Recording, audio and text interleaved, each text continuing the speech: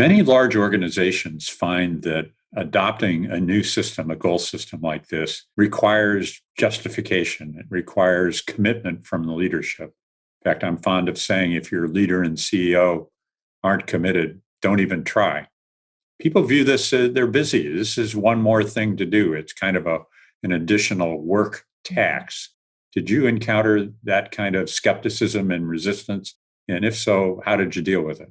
One of the things that I think was really important that we did early on is in CMS, as in every federal agency, you have the political appointees and then you have the career staff.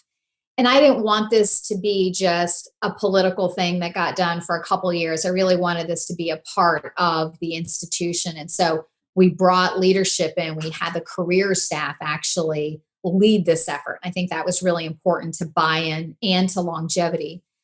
From a leader perspective, what I found worked was I had to actually myself really go and sit with them. There was no way that it was going to be an independent process. Like we had to really sit down with them. And I met literally with each component, had a discussion. What are you trying to achieve? Why? Does that make sense? And so it was hard and it was tedious, but what came out at the back end was just a lot more satisfaction. They understood what they were doing. But I think it's fair to say there was a lot of resistance. And some of that also has to do with not understanding it.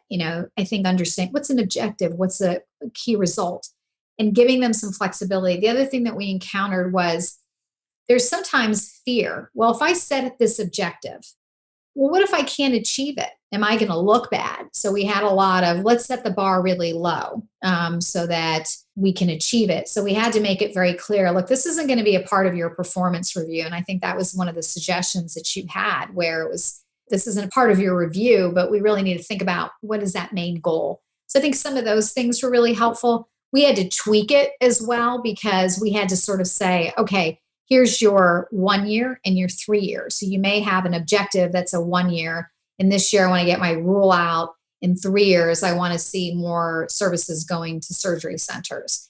So that also helped. So we had to be flexible in how we set them up and the timeframes.